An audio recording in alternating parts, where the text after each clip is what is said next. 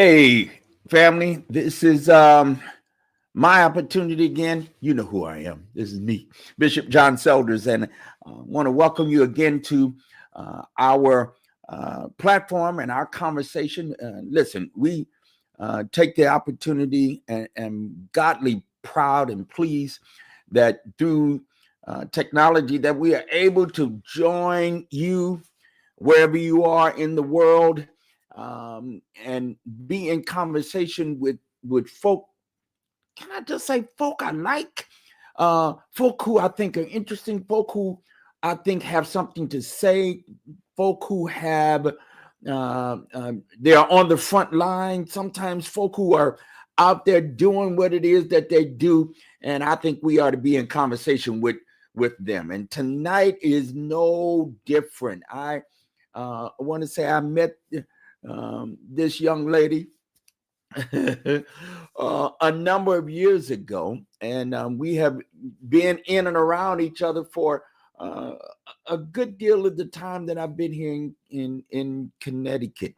Um, I met her as she was doing the work of fighting for justice and truth telling, and just recently released a book that I want to chop it up with her a bit about.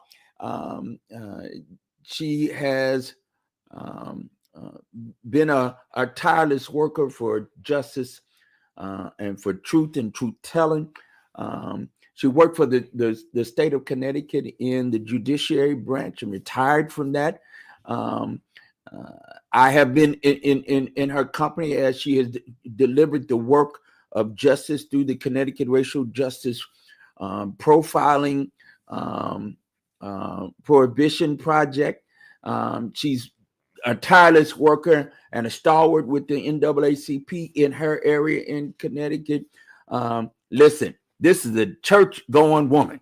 And in fact, have had the pleasure at her invitation to be in her congregation and to share there in Groton, Connecticut. Listen, I want to bring to our platform and to introduce you to, for those of you who don't know, Sister Tamara Lanier. Come on and greet the people, Tammy, Sister Tammy. Good evening, good evening. And Bishop, I want to thank you for the opportunity to share your platform with me, to give me an opportunity to share my struggle and to share my story. So I am grateful and I am honored and thank you for the opportunity. Absolutely. You let me say to you publicly what I said to you privately. Um, this struggle I've watched from a distance, probably from the beginning, or at least the earliest part of your beginning to discover it. You were talking about it and mentioned it. I guess it was near the beginning, and Mhm. it was for me to to read this. I couldn't put this book down. Once I got it, as I told you, I pre-ordered it, and somehow or another that got messed up, and so Mhm. I had to go get this. I had to get this book, and I Mhm. couldn't put it down. And within a day or two, I had gotten through it. Let me just show folk the book itself. Here it is. It's called From the Roots, and it is um, our sister Tammy's journey and her fight with Harvard University to reclaim her family's legacy. Mhm. And she's going to do a little bit of talking about what this has meant and where this began. But let me just say, you are a shero to us. Mhm. Your work has certainly brought inspiration to me, and I believe will uh, continue as people read and discover who your Papi Renti uh, was and is. Mhm. Mhm. It will be for us the same. Your story is many of our stories, Amen. and so let's start from the beginning, Sister Tam. Let's start from the beginning. Mhm. Tell us your first discovery of your ancestor, your Papa Renti? Wow. Well, if I start from the beginning, I have to start with my mother, and that was Mattie Pearl Thompson Lanier, who was the daughter of sharecropper parents. She was born and raised in a small rural community called Mount Meigs, Montgomery, Alabama. And like I said, she grew up the child of sharecropper parents, but she also grew up with an extended family where her grandfather lived with her and she was raised by, her extended family. My mother's grandfather was born a slave. He lived many years as a slave. And he, in turn, shared with my mother so many stories about that experience. But not only that, but about her ancestors. And the story would always begin with the man who they all fondly referred to as Papa Renti, that he was a proud Black African, that he was an educator, that he learned to read. He taught himself to read using West Hartford's Noah Webster's Blueback Speller, and that he did this at a time when if it was known that he was literate or that he was teaching others to read, he could have been killed.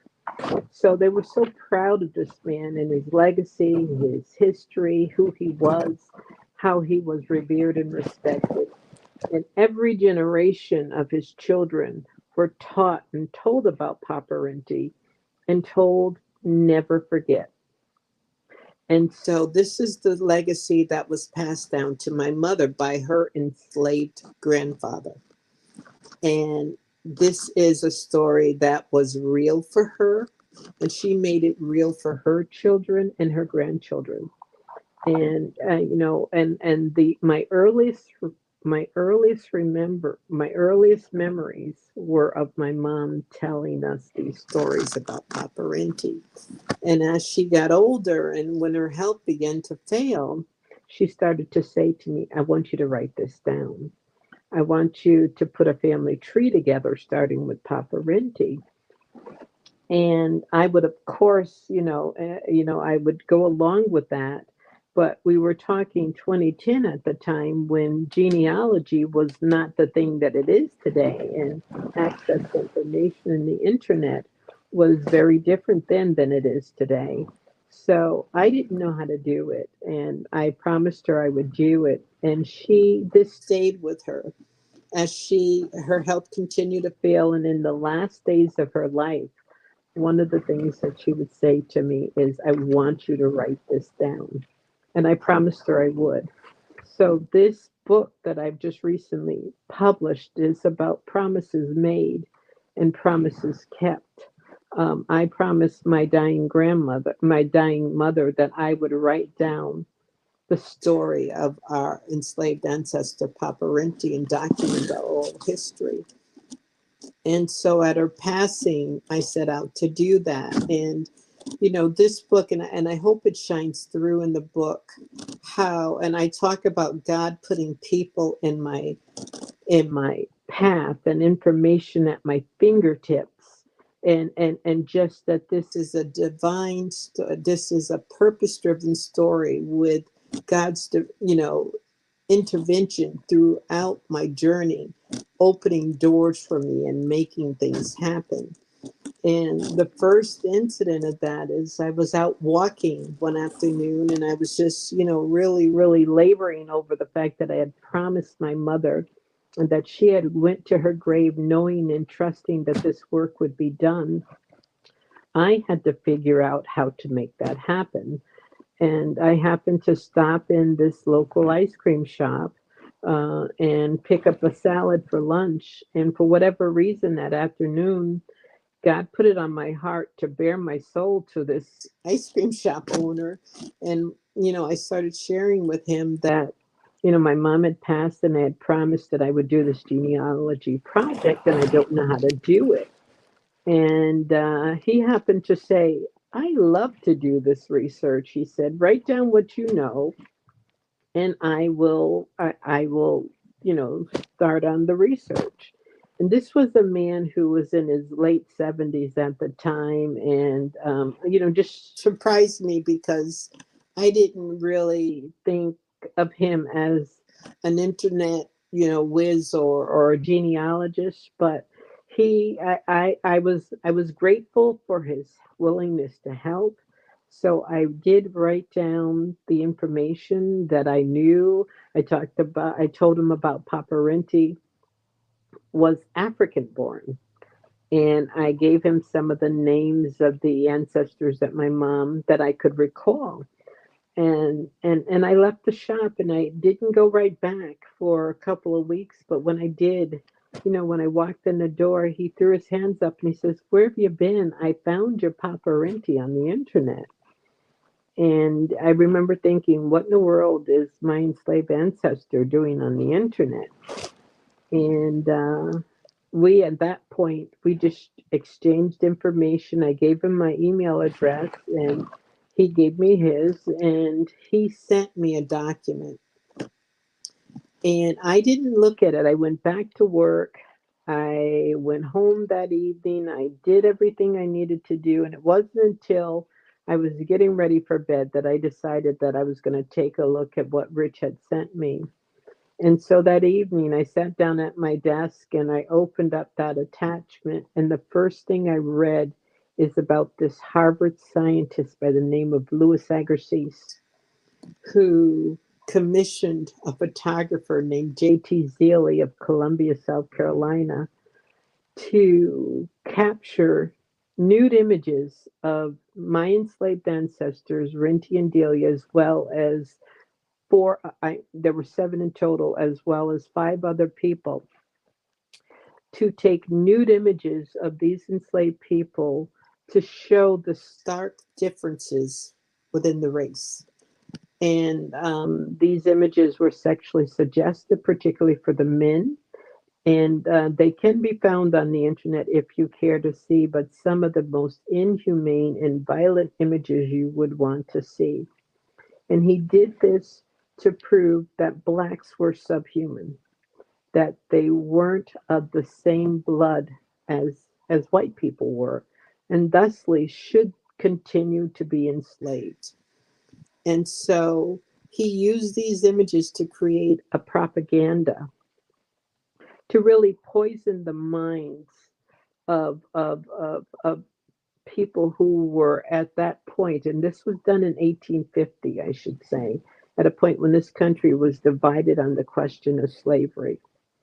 And this was done supposedly to show that blacks were, as the scientist put it, um, he described black people as having the intellectual capacity of a 7-month old fetus in the womb of its mother. And basically, this propaganda was used to promote and prolong slavery. And so the irony of this, and of course, Rich sent this to me in the documents, and I'm reading this. And at the point when I'm reading it, I don't yet know that my enslaved ancestors were used as a part of that study. But when I finished reading about this ugly scientific racism to scientifically prove black inferiority and white supremacy, I click on to the next image, which was an image of my Papa Renti. When I opened that document and his image filled the screen, I knew immediately that that was the man that I had heard so many stories about throughout my life. And I knew that because I can see in his eyes and in his face so much of my family, so much of my ancestors, my relatives. Um, it was a surreal moment, and very hard to describe that moment because beyond what I saw that was familiar, I saw a defiant look, a look of frustration, a look that I felt was like demanding my attention and like communicating with me in a way that I could not turn away from. And so there is something, if you haven't seen the image of my Papa Rinty, or Congo Rinty as he's called, you have to experience it, because again, the expression on his face and the way his eyes capture your attention, not only your attention, but your imagination, is something that it's difficult to describe. You just have to experience it, and you just have to see this image. But the defiance that was on his face, the expressions that, I drew from that image, just really, you know, held me mesmerized for at least 10 to 15 minutes, where I couldn't turn away. I couldn't look at anything but those images. And I called my girls to come and see also, because for their entire life they had heard the stories about who this man was. And when I then made a connection between the scientific racism and the race experiment that this man, this Harvard scientist, used my enslaved ancestors to promote their own inferiority, I was shocked in a way that it's very hard to describe, because again, my oral history was that this man was an educator, that this man was self-taught, that this man got a hold of Noah Webster's Blueback Speller and taught himself and others to read. So I'm like, hold on a minute, Harvard. You got the wrong guy here, because you cannot say that this is an image of Black inferiority, because this man was an example of Black excellence. And I say that because I traveled to West Hartford and got a copy of Noah Webster's Blueback Speller, and I have it to this day. And I looked through it, I've read through it. And the one thing that I can tell you is that I could not have taught myself to read by myself if I didn't know how to read by using that book. And so, for our enslaved ancestors who were self taught and who taught themselves to read with this book, that's a feat that I think, we don't give them enough credit for, because beyond the fact that they didn't have instructors or teachers or classrooms, they were stealing away to do this work and to learn to read. And it's I found it impossible for me to take that book and, if I didn't know how to read, to teach myself to read, but our ancestors did. And the other thing that my research and the work that I've done has shown me, that growing up in history classes, we were taught that slaves didn't learn how to read and they were illiterate. I'm finding in my own family history, and as well as for other enslaved people, it wasn't that they were illiterate, it was just that they were not vocal about their ability to read, because they could be killed. And so we're taught historically that our ancestors were illiterate, but that is their story. It's not our story. And I often, I find that it's important to share that the literacy and the ability for our enslaved ancestors to read was so underreported and neglected. It's not our true story. Well, hang on. You said just so much. So thank you just for that beginning uh, uh, uh, uh, introduction into how you found out about your Papa Renty and through your mother, and the Mhm. storytelling that she did with you, and that in fact the oral histories that come to many of us Mm. through our mamas and daddies and our Mhm. big mamas Big mammy. and big Mhm. daddy Mhm. and our people. I was fascinated that one, he learned to read, so there's a Connecticut connection for you. Mhm. Now we're talking about South Carolina, right? so Yes. so so so Papa Renti and your family have roots in South Carolina and then the Alabama and Mississippi, in fact. Yes. And you And you and tell and us. you Yes, and this is something again, and this has been such a journey and a retelling and a relearning of history, and not only U.S. history, but my own personal history, because I knew my family in Alabama. I didn't know much about South Carolina, but that's our origin story. That's where it all began. And what happened is these enslavers, it was such a business. Even they would marry their children into large slaveholding families to extend their dynasty, and these dynasties would extend throughout the South. South Carolina, North Carolina, Alabama, Georgia, Mississippi, Louisiana, and they just you know traveled the South, extending their slave ownership and their dynasty throughout the South. And so as these families moved and dispersed, they broke up the families and took them along with them. And in my case, Benjamin Franklin Taylor had many brothers and sisters, and they all traveled throughout the South. But as they traveled, they broke up enslaved families. And, so I had family South Carolina, some in Alabama, some in Mississippi, some in Louisiana. And I'm just piecing that together now. And but my oral history, the story that my mom told, that was told to her by her grandfather, is that he and his mother Tina, and she spelt her name Tena, and it was actually Tenna, but her name was Tina. She was called Tina. They were separated from their family and sold south. But it wasn't necessarily a property a sale. When Benjamin Franklin Taylor, the slaveholder, died, he gifted my great great grandmother, and her children, and her increase, as he put it, to his children.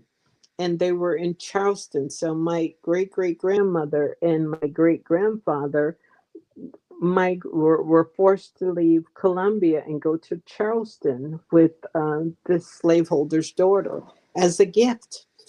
And the one thing that in doing this work and doing the genealogical research, what you come to understand is the devaluing of Black life and how they were marginalized and trivialized. Even going through the slave indexes, I had the slaveholder's will, and in his will, he had a slave index. And I'll never forget the first time reading through, I was sitting at actually, I was laying in my bed reading through this, and I'm following my ancestors going down the line, and then I run into a line where it's my enslaved ancestors, then there's cows and pigs and farm equipment, and then more ancestors, but my ancestors were mixed in with the other livestock. And I remember thinking in that moment when I was reading it, just lamenting for my ancestors, who wondering if they understood how marginalized and trivialized they were to be reduced to livestock, and what that must have meant and felt like for them. Yeah, And yeah. yeah. See, a, a, a couple of things that I want to have you speak about a little bit, that I would have, and in follow up conversations, maybe you'll get to write some more about this, Mhm. to share about your own personal feeling. You talk about, for example, making that connection between human beings Mm.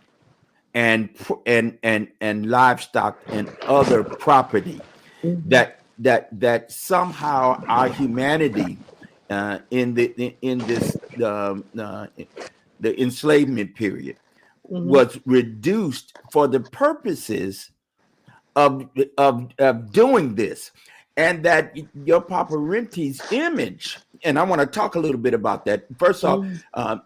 you what was discovered were images that were taken from the earliest of photography, right? Exactly. There was a process where actually photos were taken on like mirror like plates. Exactly. That process is called what?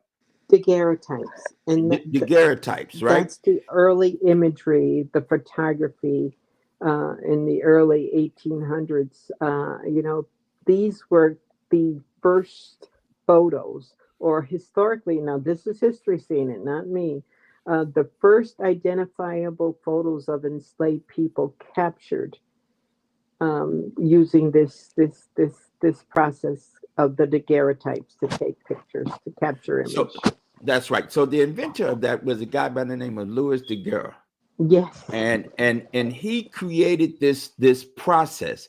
So by the 1940s, I'm sorry, the 1840s and 1850s, Mm-hmm. this was the way photos were made. Now let's pause here just for a moment. One, your ancestors Mm-hmm. were two of seven Mm-hmm. of pictures that were taken of the very first Yes. enslaved people taken Mm-hmm. that we know of. Now, Yes. secondly, that those pictures are so stunning, so sharp. One of the way the process of the picture making was done in that it created photos that were actually very, very well done and very well what we're told is that the details are stunning. It So is. so that you were able to, and I love your description of just sitting with seeing yourself in your Mm. paparenty, Yes. right?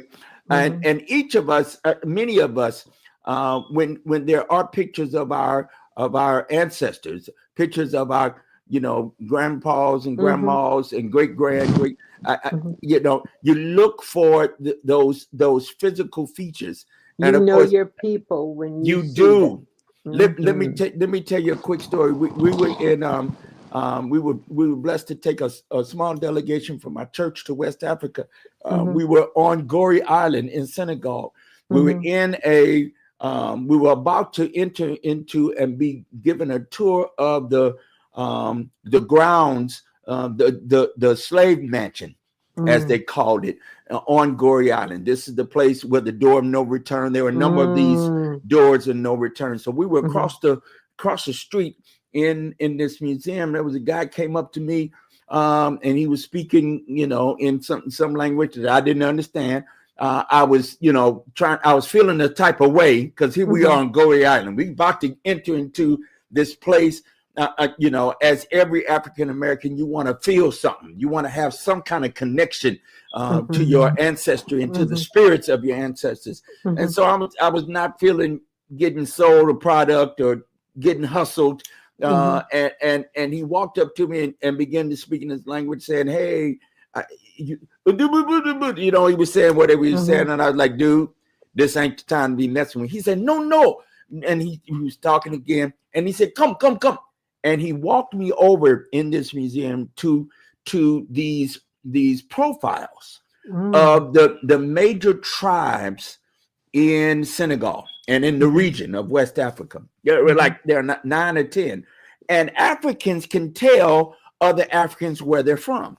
Mm. They see physical features and Mm-hmm. they recognize who they are.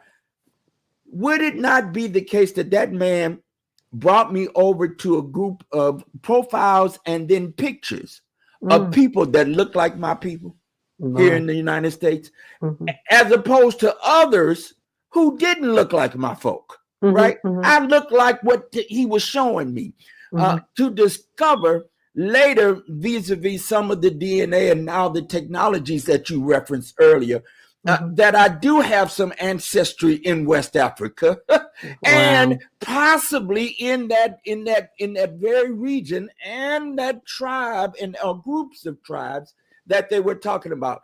I don't have, and if I were to explain to you, and I can't, but I Mm-hmm. could tell you how I felt, that Mm-hmm. every time I went to New Orleans, my blood boiled. I had Mm. a sense that I know this place. Mm-hmm. When people speak French to me, it's as if I don't speak French. I parlez-vous français, and I mispronounced that. And I got a few more words, and that's it. But when I hear French, it's familiar to me. I Yes. can't tell you why. I couldn't tell you why for many, many years, only to discover that not only my maternal ancestry is from about 100 miles from the Gulf. My paternal people, my father's people, biologically, are from a place called East Feliciana Parish in Louisiana, in north and west of New Orleans. There are whole lots of Selders that I don't know. I didn't know until I got to begin to know them, and I actually had the wonderful privilege of meeting my grandfather's last surviving sister. Wow. She was the baby. My grandfather was the oldest of 13 or 12 children. 12 children. He was the oldest of 12, and I got to talk to his baby sister. She didn't know my grandfather, but she always talked about her daddy said he had two sons that went off to war. He was talking about World War I.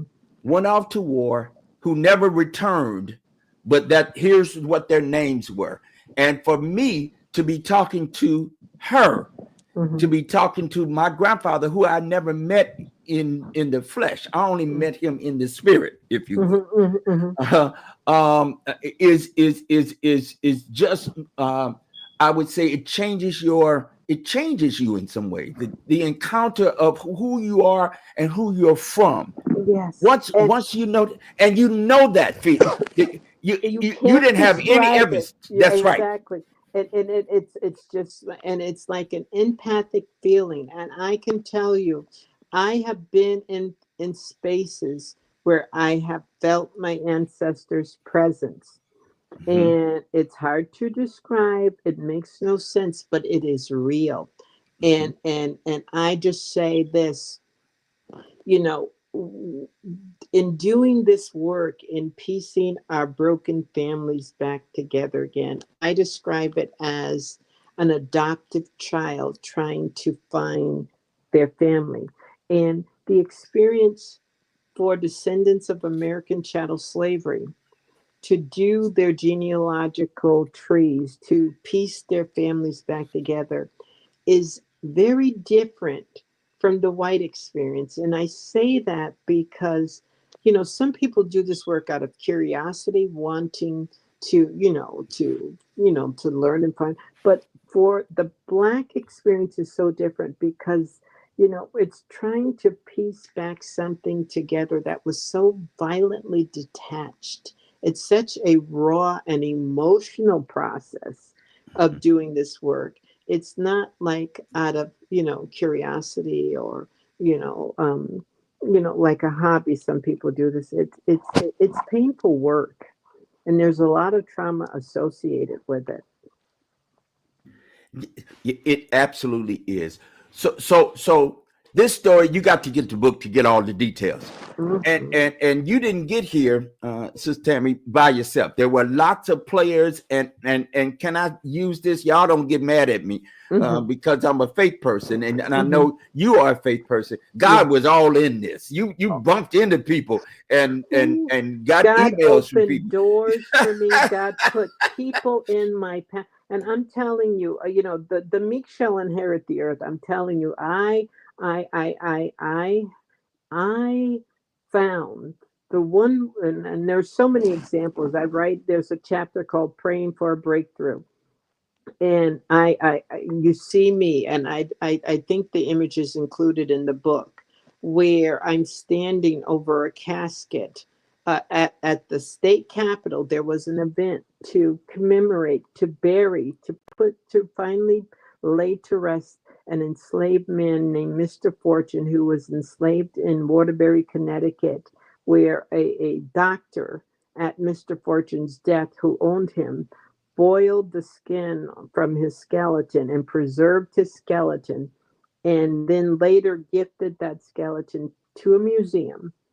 And when the students went to visit the museum, these are young kids who saw this and were shocked to know the story, and started a letter campaign petitioning that museum to give that man the dignity of a final resting place and a proper burial.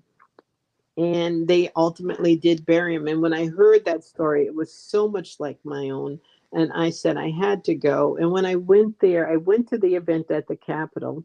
And I, at this point, had been in conversation with Harvard, telling them who my Papa Rinty was, and asking them to tell the truth about who this enslaved man was, and stop with this narrative that they had tried to create, trying to create a story for these people. Tell this man's true legacy. And they dismissed it. When the news reporters would reach out to Harvard, they would say there's no way that she can prove that this man is her ancestor. There's no way that she can prove that our Renty, their Renty is my Renty. And they discourage people from writing the story. So I was having trouble getting people to tell my story. So hang on just for a second. Let's talk about this just for a moment. The pictures of your ancestors were in the possession of initially of a professor who wanted to tell this story of what I call crack science, right? Okay. Right, is quackery, right? That somehow or another that white folk are somehow inherently smarter, wiser, stronger, blah blah blah, and that black folk aren't.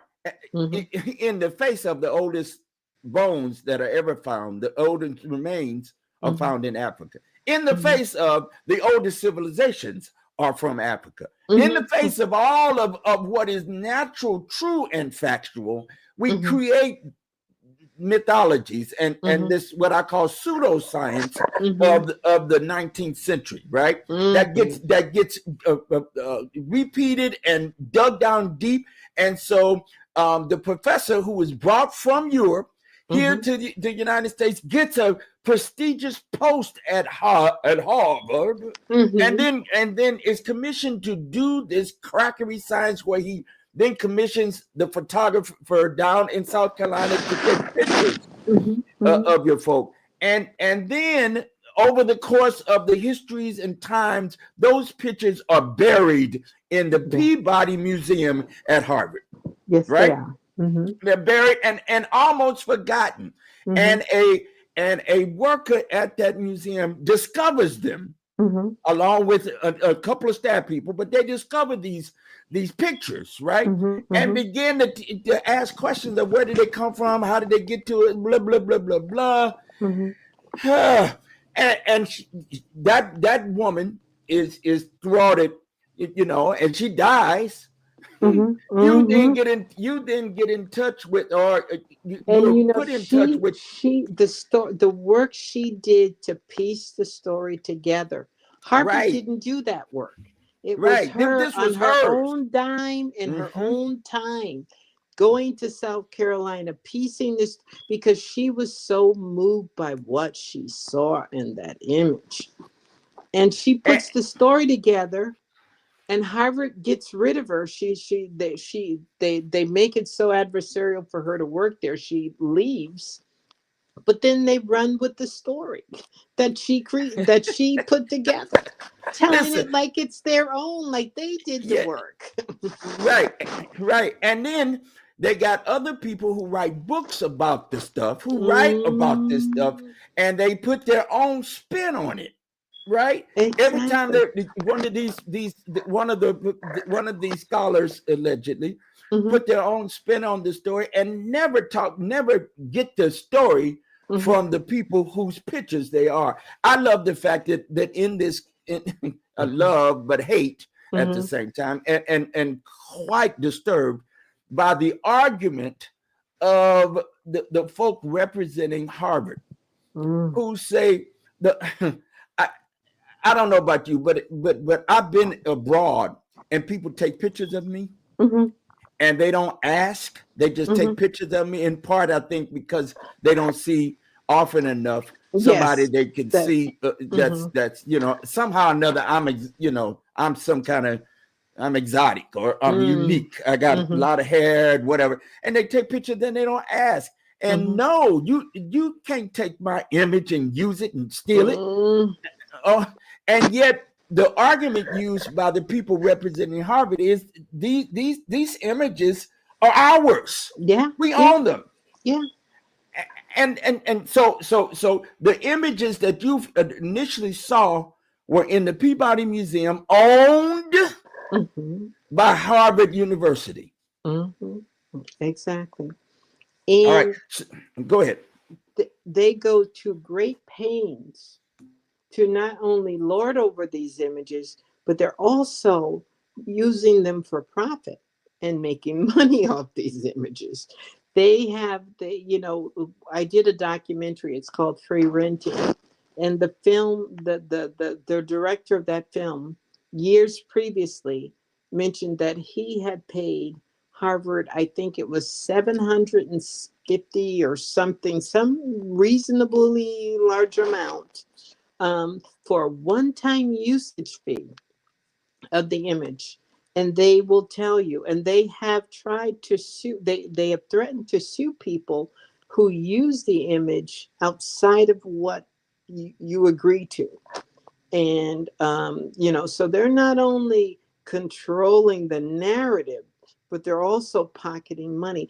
Everything from 1850 to where I sit today was about money. When Harvard commissioned these daguerreotypes in 1850, it was because of cotton. In my complaint, my attorney said it best when he quoted the quote, "Cotton was the thread that held the Union together, because the North," again, this isn't taught, but this is the reality. People up north were making more money off cotton than they were in the South. And the Industrial Revolution, and particularly in Massachusetts, where all of the Harvard leadership was heavily invested in the Industrial Revolution in cotton. And they needed slavery to persist. Yes, you make the case. You raise the specter of complicity. The book that was put together by journalists and who edited the Mhm. articles that were published by the Hartford Courant about Mhm. those who were invested in the insurance executives Mhm. and companies that were invested, banks that were Make. all making plenty of money on the enslavement Mhm. of human cargo from Africa. It Easy is a money, making it, easy money up here in the and it north. is that money that seeded the Mhm. Industrial Revolution. And you It's. make that case so very beautifully in Mhm. telling your own story. Now, and listen, folks, y'all got to get the book. Y'all got to read it for yourself. There's a whole lot of details in here, and we Mhm. can't tease out all the details. Here's what ultimately occurs, and I want you, Sister Tammy, to pick up here. You end up after dozens and dozens of attempts to talk to one president of Harvard. You talk to Mhm. another president. You Mhm. tried to reach out to faculty. Most of them didn't pay you no mind. I Mhm. mean, some of the celebrity ones. I'm gonna say less right Mhm. there. I'm gonna say Mhm. less right there. But some of Okay. the ones that y'all like to quote, Mhm. no, they wouldn't. They didn't respond to you. Didn't reach back for you. You ultimately had to lawyer up. Yes. Now. Of course, you who you gonna call? We you, these days we gonna call Ben Crump. That's what who Okay. we gonna call. And of course you did. You partnered with attorney Ben Crump, and a firms here locally Mhm. and Mhm. regionally. And God's Ultimately, hands were all up in that, because I was at a conference. There were hundreds and hundreds of people at this conference. I'm way back in the back, could hardly see, but I could hear Ben Crumb talking. And I'm thinking, because everybody is intimidated by Harvard. Harvard's influence is far reaching. Their money just shuts people up, shuts things down, and nobody wanted to talk about challenging Harvard. And so I happened to hear Ben Crump talking, and I'm thinking, he's somebody who might not be afraid to challenge Harvard University. I had a picture, a business card with Papa Rinty's image on it. And I'm way back in the back, and he's wrapping up. So I start as he's wrapping up, trying to make my way to the stage and to make my way to the front. And I'm pressing through, and I'm squeezing through, and I'm sliding, and I'm getting closer. And if they're up there taking selfies, and I'm still weaving through the crowd trying to get to them. And God made a way for me, okay, because I made it to that stage from the back, and everybody's surrounding him, and his people are trying to pull him off to get him to leave, and people are still trying to take pictures and selfies. And I make it to him, and I pull out this picture, and I say, have you seen this image? This is an image of my Papa Rinty. And I didn't know what I was going to say, but I just started talking, and I said, this is about reparations. This is about reclaiming my ancestors' plundered property. And I'm just babbling, trying to say something that would capture his attention. But it was the card and Rinty's stare and his image that, he said just stayed with him.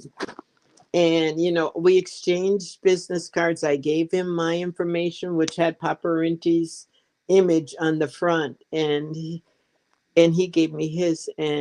And a few days later, he said he hadn't been able to think about. He called me, and he says, I haven't been able to think about anything else. He said, this is about reparations. And I said, it certainly is. Listen, let's be very clear, folks. Harvard University is the oldest school here in North America, in a Western context. All right. And it is the wealthiest, and maybe even one of the wealthiest, as far as coin is concerned, bag, y'all want to call it, in the world. They got money. And so here is property allegedly of theirs that really is your ancestors' property. So in fact, it's you and your family's property, right? At least in the case of your two ancestors. And at least a conversation needs to be had about how we talk. Because I like what you said in the book. Listen, you wasn't looking to. You just wanted to know what y'all doing with this stuff. That was your initial question. Him humbly. So, you wasn't coming to get the bag. No. But then they forced me to say, "Give me my ancestors' property back," because the way they dismissed me, the way they continued to perpetrate the lie, the false narrative as to who this man was. And they were doing it all because in the time that I showed up on the scene, they were in the process of producing this big book about my enslaved ancestors. They had commissioned people from all over the world, some people in Europe, some historians here, one here at UConn, and all of these people to come together to create a narrative as to who these enslaved people were. And I was offering them that, and they wanted me to go away because I was going to mess up their book. And so they couldn't acknowledge me. They would never, in all the years I've approached him, to say, just look at the research. Here's the direct line from this man to me. Just sit down and look at it. Tell me what you think. Henry Gates, Mr. Who do you think you are? Just look and tell me what you think. They would never look at it.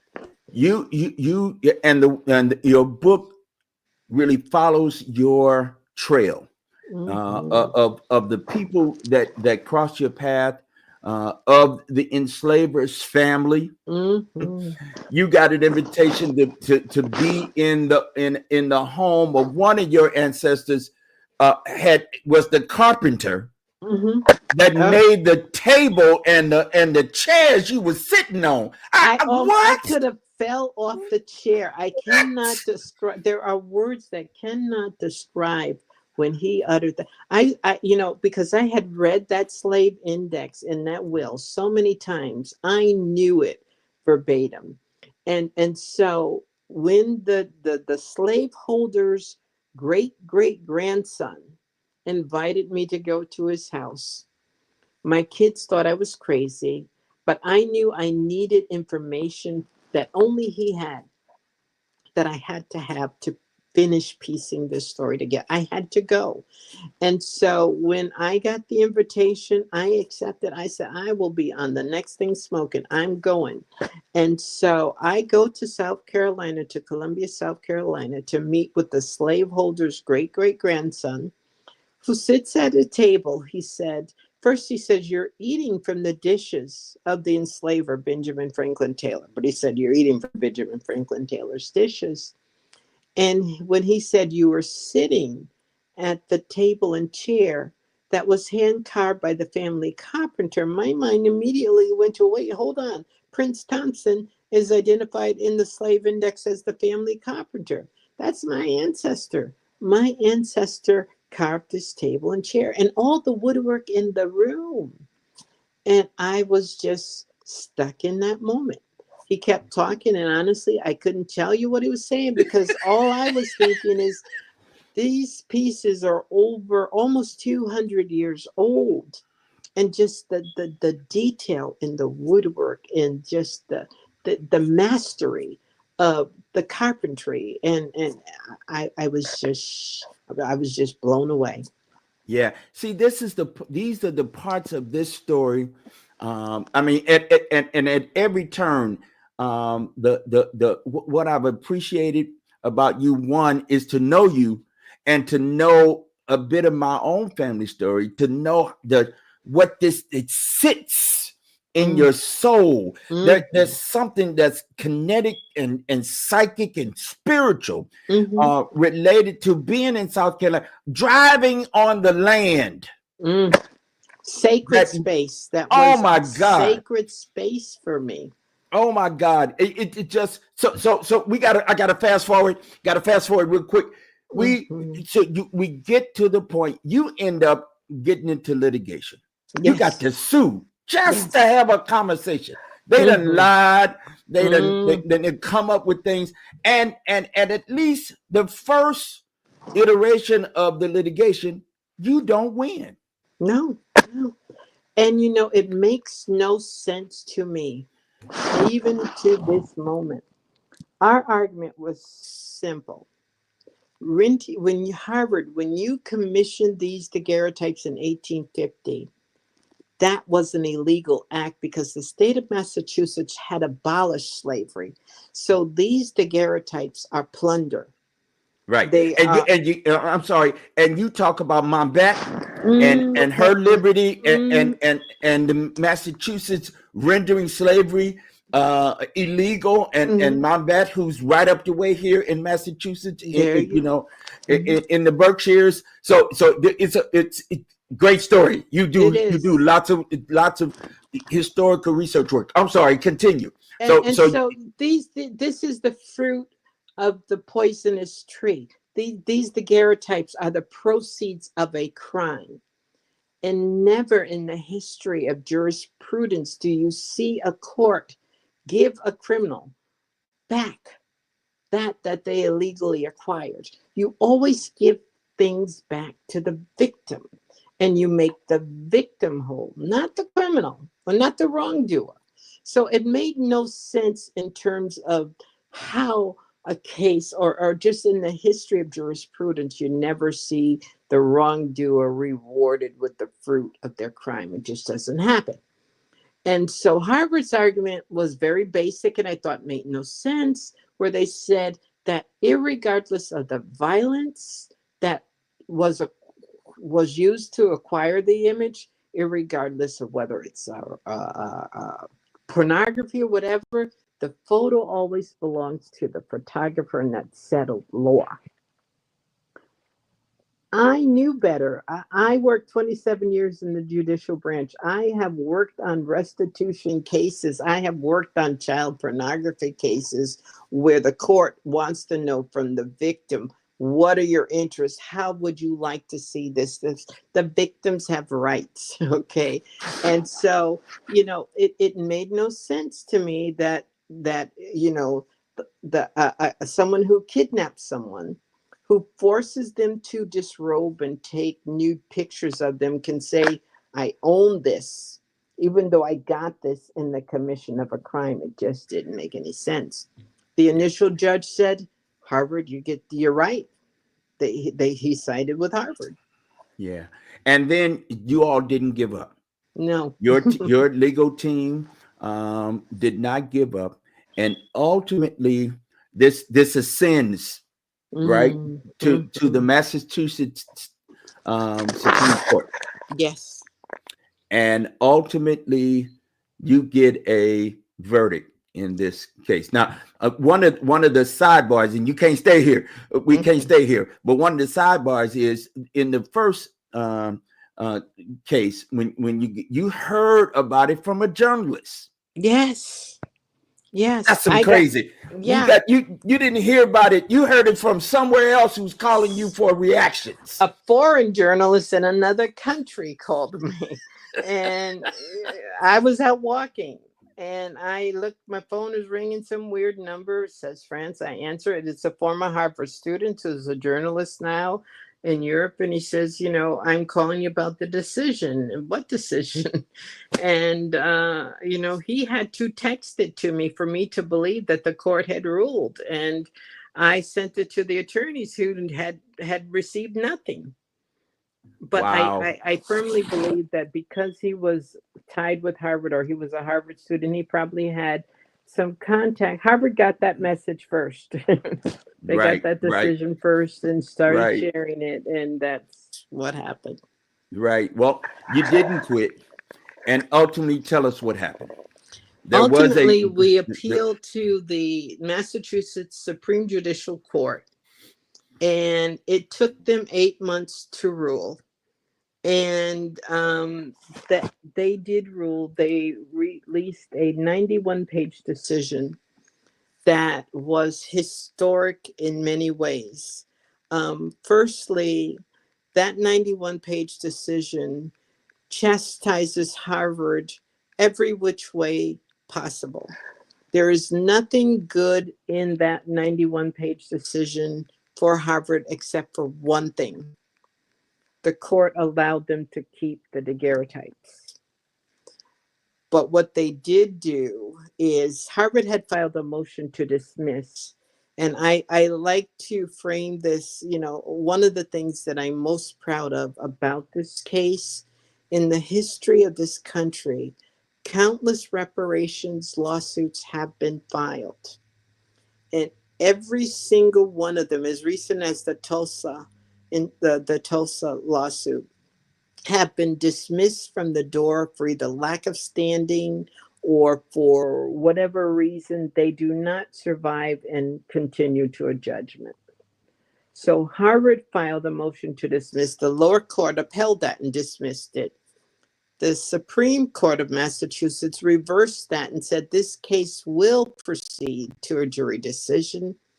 It will, and not only will it proceed, but they enlarged my complaint to say you are going to go back and include in your complaint a claim for reckless, outrageous, and negligent infliction of emotional distress, not only for Rinty and Delia, my ancestors, but for me too. And so we didn't ask for that. The court said, we're enlarging this complaint to include that. So never before in the history of this country has a reparations complaint survived a motion to dismiss. But here the court is saying not only does it survive that motion to dismiss, but you're going to compensate Rinty, Delia, and me for the emotional distress that you've caused in 1850 and that you've caused me from 2010 to 2015, where we stand today. So where is the case now? Where are you now? We are still pending. We recently have had discovery and depositions, And, Harvard has filed this motion of confidentiality. They don't want me to talk about all of the stuff that is being said.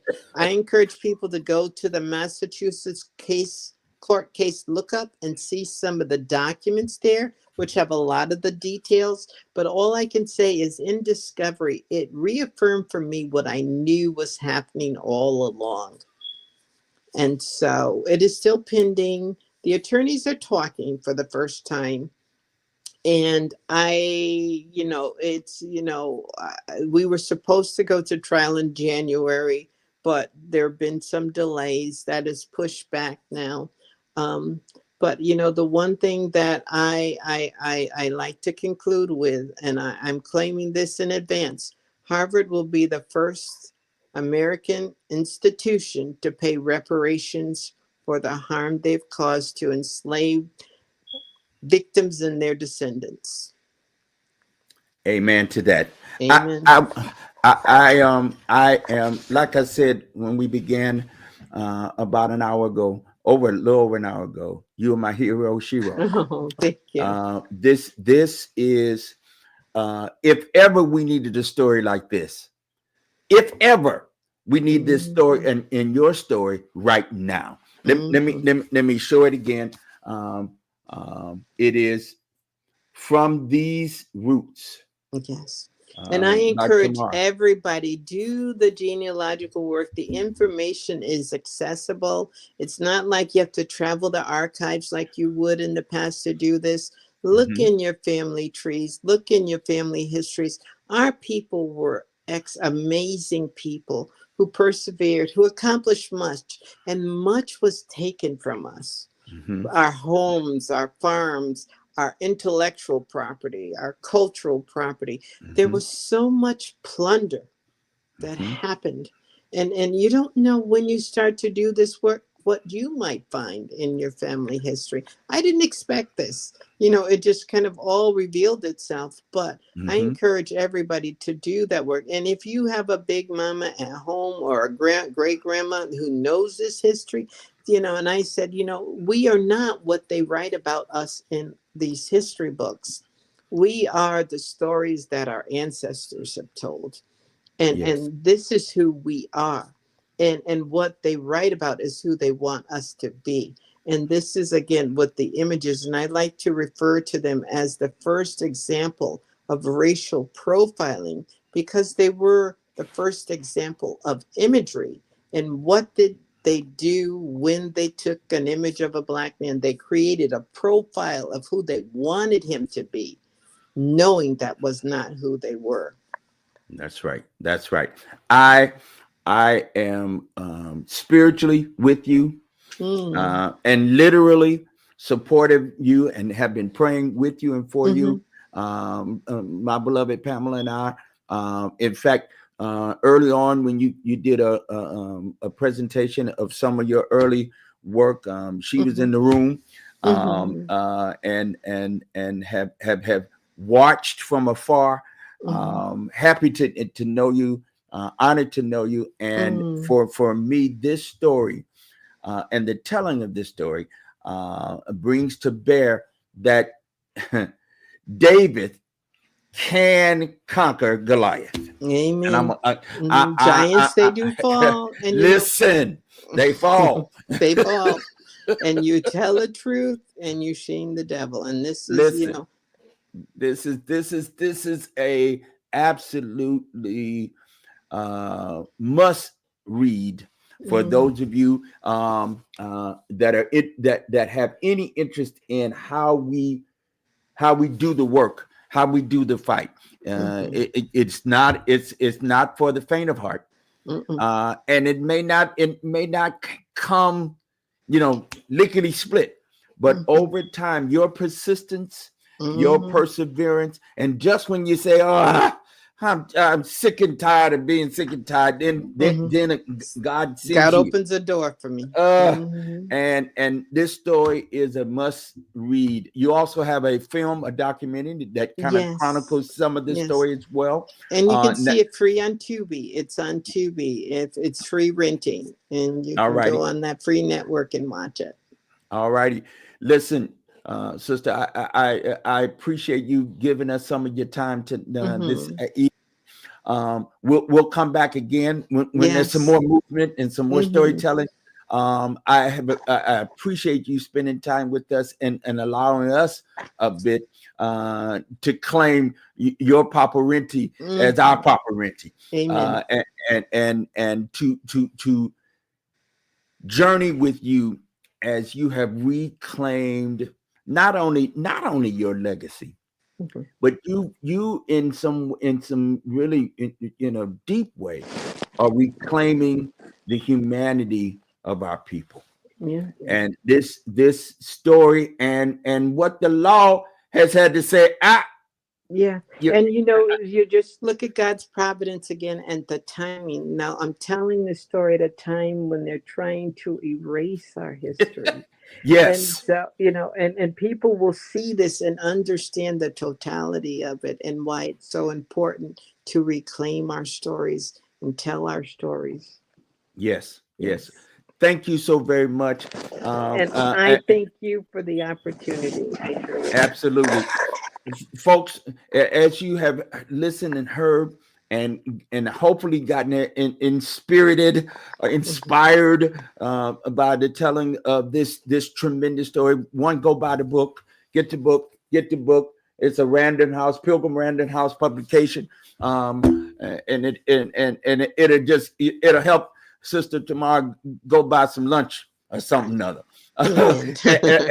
As well as you will discover that the stories of our enslaved folk um, is not just a story of the southern part of this country. Mm-mm. There's a northern story that Mhm. also, and a connection, direct connection, that has to be told. Listen, wherever you see this, if you're on YouTube, like and subscribe to our channels, More Money CT or me, Bishop John Selders.